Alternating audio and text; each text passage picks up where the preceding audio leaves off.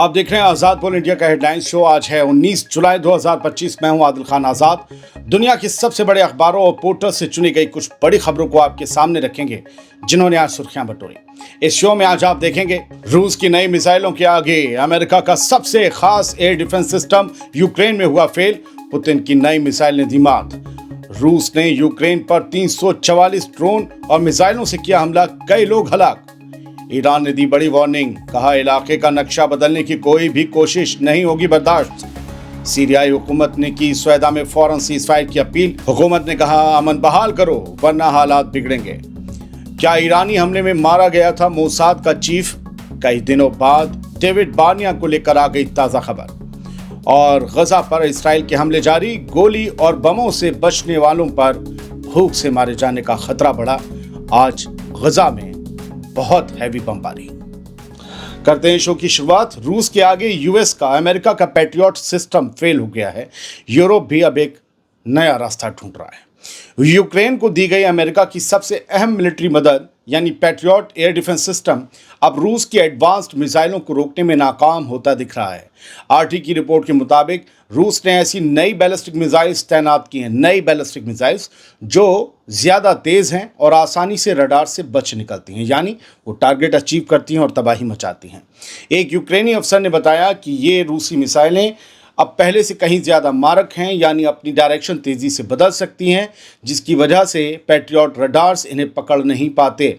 हालांकि उन्होंने ये साफ नहीं किया कि वो किस टाइप की मिसाइल की बात कर रहे हैं। इसकी इत्तला, इसकी मालूमात नहीं दी गई। बस कहा गया कि नई मिसाइलें हैं और मात दे रही हैं कि ये मिसाइलें हैं क्या। खैर, इस बीच अमेरिका की मदद पर सवालों के बीच यूरोप भी अब मिलिट्री डिपेंडेंस से बाहर निकलने की कोशिश कर रहा है, खुद मुख्तार बनना चाह रहा है। रिपोर्ट कहती है कि एक नई यूरोपियन एयर डिफेंस टेक्नोलॉजी तैयार हो रही है जो आने वाले वक्त में पैट्रियट सिस्टम की जगह ले सकती है। यानी यूरोप अपना खुद का एक नया और अलग और बड़ा एयर डिफेंस सिस्टम बना रहा है। यानी दुश्मन हो या दोस्त, सभी अमेरिका की टेक्नोलॉजी को या तो मात दे रहे हैं या उसे मात देने वाले सिस्टम पर काम कर रहे हैं। इससे साफ होता है कि अमेरिका की बादशाहत बस चंद सालों की मेहमान है। बढ़ते आगे, यूक्रेन के अलग अलग इलाकों पर बीते 24 घंटे में हुए रूसी हमलों में कम से कम 7 लोग हलाक हो गए और 31 यूक्रेनी जख्मी हुए। ये जानकारी यूक्रेनी लोकल हुकूमतों ने 19 जुलाई को दी। यूक्रेन की एयरफोर्स का ये कहना है कि रूस ने बीती रात कुल 344 ड्रोन और मिसाइलों की बारिश की, जिनमें से 344 में से कुछ असली हमले वाले और कुछ डिकॉय ड्रोन्स थे, मतलब जो ऐसे बहकाने के लिए आते हैं। इनमें शामिल थे 185 ड्रोन 344 में, 23 क्रूज मिसाइलें, 12 बैलिस्टिक मिसाइलें। यूक्रेनी फौज ने दावा किया है कि उन्होंने इन हमलों में से 185 ड्रोन, 23 मिसाइलें गिरा दी, यानी इंटरसेप्ट कर ली। 129 ड्रोन्स और 7 मिसाइलें या तो जैम्ड कर दी गई या रास्ता भटक गई। लेकिन रिपोर्ट के मुताबिक, कीव इंटरनेशनल के मुताबिक, 30 ड्रोन और 5 क्रूज मिसाइलें अपने निशाने तक पहुंच गईं और तबाही मचाई। ज़्यादातर हमला यूक्रेन के फ्रंटलाइन इलाकों पर हुआ, जहां लड़ाई सबसे ज़्यादा तेज़ है। डिकॉय ड्रोन हमला करने नहीं आते। डिकॉय ड्रोन आते हैं ध्यान भटकाने। उन्हें लगता है ये हमलावर ड्रोन है तो उस पर मिसाइल दाग दी इंटरसेप्ट करने के लिए, लेकिन वो फुस्सी होता है, वहाँ पैसा बर्बाद हुआ और असली वाला ड्रोन कहीं और से आ रहा होता है। तो ये सब होता है। बढ़ते हैं आगे, ईरान की बात करते हैं। ईरान ने वार्निंग देते हुए कहा है कि इलाके का नक्शा बदलने की कोई कोशिश बर्दाश्त नहीं की जाएगी। अब ये किस किस को धमकी है? समझिए, ईरान के हर दुश्मन को धमकी है, इसराइल, अमेरिका या कोई भी। ईरान के सबसे बड़े सिक्योरिटी ओहदेदार अली अकबर अहमदियान ने अपने आर्मेनियाई हम मनसब से बातचीत में ये साफ कहा कि ईरान की पॉलिसी बिल्कुल वाज़ेह है, बिल्कुल साफ है। इलाके के जियोपॉलिटिकल मैप यानी नक्शे में कोई भी तब्दीली ईरान को मंजूर नहीं होगी। ईरान की सुप्रीम नेशनल सिक्योरिटी काउंसिल के सेक्रेटरी अहमदियान ने कहा कि ईरान किसी भी ऐसी कोशिश की मुखालफत करता है जो इलाके के नक्शे में फेरबदल करे, और ये पोजीशन पूरे इलाके के लिए मुफीद है। अब नक्शे का मतलब ये कब्जा, तोड़फोड़, दूसरा मुल्क बना देना और बाकी चीज़ें जो भी हैं जियोपॉलिटिकल वगैरह। ईरानी न्यूज़ एजेंसी मेहर के मुताबिक अहमदियान और आर्मेनिया की सिक्योरिटी काउंसिल के सेक्रेटरी आर्मेन ग्रिगोरियान के दरमियान फ़ोन पर बातचीत हुई। आर्मेन ने आर्मेनिया और अज़रबैजान के दरमियान चल रही बातचीत में ताज़ा हालात की जानकारी देते हुए कहा कि ट्रांजिट रूट्स पर आर्मेनिया की पोजीशन में कोई तब्दीली नहीं आई है। अब बात सीरिया की हुकूमत ने अपील की है स्वेदा में फौरन अमन बहाल किया जाए। सीज़फायर तो हो चुका है इसराइल से सीरिया का, लेकिन अब अंदर लोगों को समझाना है। सीरिया की हुकूमत ने अपील की है कि मुल्क के द्रूज बहुल इलाके यानी कि द्रूज मेजॉरिटी वाले इलाके स्वेदा में सब फरीकें सारी पार्टियां सीज़फायर का एहतराम करें। यहाँ कई दिनों से जारी झड़पों में सैकड़ों लोगों की जान गई, सैकड़ों की, 300 से ज़्यादा बताए जा रहे हैं। हुकूमत ने बताया कि सिक्योरिटी फोर्सेज अब स्वेदा शहर में तैनात की जा रही हैं ताकि अमन बहाल किया जा सके। वहीं एंटरिम प्रेसिडेंट अहमद अल-शरा ने कहा कि अरब और अमरीकी वसीले से हालात में कुछ राहत मिली है। उन्होंने इसराइल पर भी निशाना साधते हुए कहा कि इसराइल के हवाई हमले सीरिया की सरकारी फ़ौज और दमिश्क पर हुए हैं जो कबूल नहीं किए जा सकते। तो मत करो कबूल, हमला करो वापस। किसने मना किया है? वो तो आप कर नहीं रहे। हालांकि यहाँ एक खबर ये भी है कि अल-शरा अपनी फैमिली के साथ बाहर भाग के नहीं, भैया वो अंदर ही है। ये जो अफवाह उड़ाने वाली खबरें हैं कि मोसाद का चीफ और ये वो, थोड़ा संभल के देखा करिए। बढ़ते हैं आगे। स्वेदा के द्रूस लोग क्या कह रहे हैं वो भी सुनिए। सीरिया के स्वेदा में जारी खूनरेजी को रोकने के लिए द्रूस कबीले की मजहबी लीडरशिप ने सीरिया की हुकूमत के साथ मिलकर सीज़फायर का ऐलान कर दिया, यानी अंदर भी सीज़फायर हो गया है और उसकी शराइत भी साफ कर दी हैं जो बड़ी अहम है।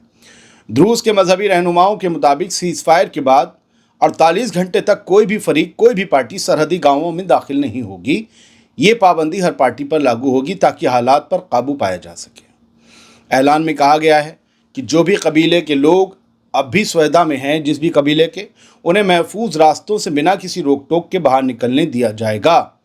इस पर किसी भी पार्टी को एतराज़ करने की इजाज़त नहीं। अब इनमें से कितनों के पास हथियार होंगे और फिर वो कहाँ कहाँ जाएंगे। खैर, सीज़फायर के तहत स्वेदा की हदबंदियों के बाहर सिक्योरिटी चेक पॉइंट्स लगाए जाएंगे ताकि कोई हथियारबंद गिरोह सूबे में दाखिल ना हो सके और टकराव रोका जा सके। इमरजेंसी और इंसानी बुनियादों पर आने जाने वालों के लिए बुसरा अल हरीर और बुसरा अल शाम के रास्तों को महफूज रूट के तौर पर तय किया गया है। ये 2 रास्ते हैं।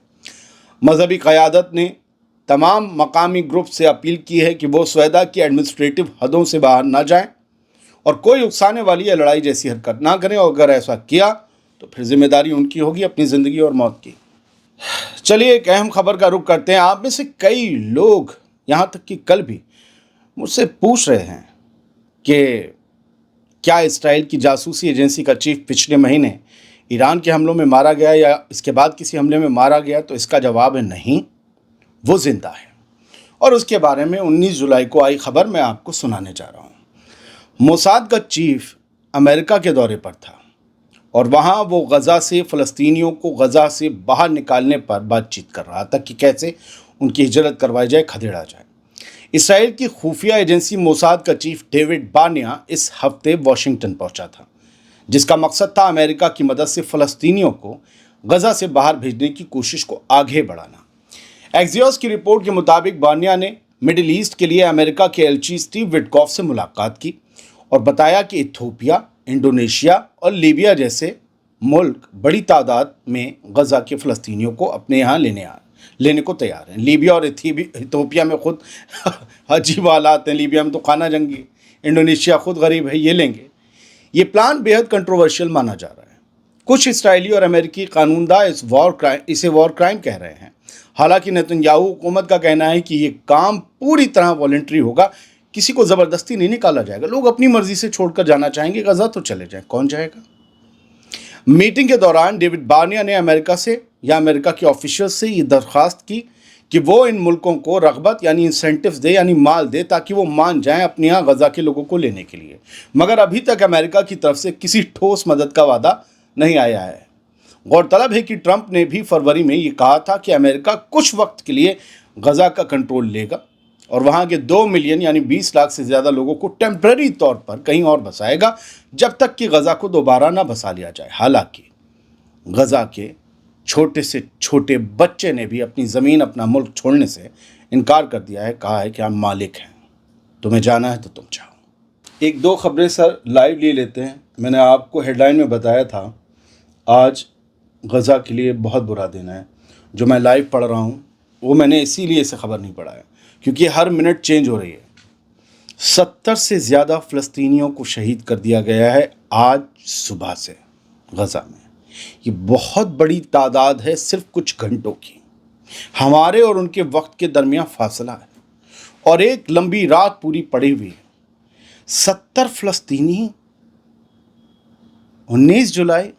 آج کیا ہو رہا ہے غزہ میں؟ ہم 36 لوگ ان میں وہ تھے جو رفح میں جہاں کھانا بٹتا ہے 8 ڈسٹریبیوشن پوائنٹس ہیں، 8 سینٹرز ہیں، وہاں کھڑے ہوئے تھے. ان پر گنیے 36. اٹ مینس کہ آدھے سے زیادہ لوگ یا آدھے لوگ صرف امریکہ اور اسرائیل کے بنائے راحت سینٹرز پر مارے گئے ہیں، کھانے کی تلاش میں تھے. یہ سب ہو رہا ہے. ورلڈ فوڈ پروگرام نے کہا ہے کہ ہزاروں فلسطینی غزہ میں بھوک سے مرنے کی کگار پر ہیں. ورج آف کیٹاسٹروفک ہنگر.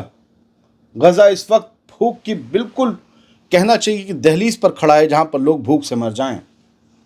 بہت سے لوگوں کو کئی دنوں سے کھانا نہیں ملا ہے اور ہر 3 میں سے 1 آدمی ایسا ہے جسے کئی دن میں ایک بار کھانا مل رہا ہے. یہ حقیقت ہے. آج ہوسٹیجز کی فیملی، اسرائیلی ہوسٹیجز کی فیملی امریکہ کی ایمبیسی کے باہر احتجاج کرنے جا رہی ہیں.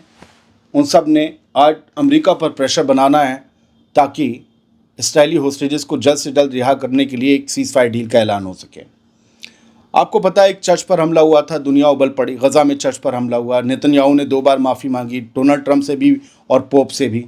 ابھی یہ دیکھیے نا، یہ آئون پیلسٹائن لکھ رہے ہیں کہ 1000 سے زیادہ انہوں نے مسجدیں غزہ میں تباہ کر دیں اور ان کے فوجیوں نے اسے بہت ہی پراؤڈلی جو ہے اسے فلم کیا اور اسے ڈالا بھی سوشل میڈیا پر، اور اس پر کوئی پولیٹیکل ڈیبیٹ نہیں ہوئی. ایک چرچ پر حملہ ہوا، 3 لوگ مارے گئے تو اتنی ڈیبیٹ ہو رہی ہے. کیوں؟ مسجدوں کا کوئی وجود نہیں اور اس پہ کسی کی غلطی نہیں ہے. یہ انٹرنیشنل میڈیا ہے، ہم جس کا حصہ رہے. خیر، غزہ کی بات کرتے ہیں. آپ یہ گرافک پلیٹ دیکھ لیجئے. Gaza has run out of flour. Gaza میں آٹا نہیں بچا ہے. بچوں کی ٹانگیں ہیں سوکھی سوکھی. گرافک پلیٹ ہے، ہند رجا فاؤنڈیشن دیا ہے. اور یہ آج تک 7 اکتوبر 2023 سے آج کی تاریخ تک 69 بچے بھوک سے اور میل نیوٹریشن سے شہید ہو چکے ہیں غزہ میں. یہ آج کی تعداد ہے. 260 لوگ انہیں اپنی جان کھانے اور میڈیسن کی کمی کی وجہ سے گوا دی ہے غزہ میں. وہ بچوں کا آنکڑا تھا، یہ پورے انسانیت کا آنکڑا ہے. خبریں اچھی نہیں تھی میری، لیکن میں کیا کروں، یہی تو خبریں ہیں. لوگ جو کہتے ہیں اتنے مار دیے اتنے مار دیے اسرائیلی فوجی، کچھ نہیں ہو رہا سر. جس دن ہوتا ہے اس دن بتا دیتا ہوں. حقیقت یہ ہے روز کی.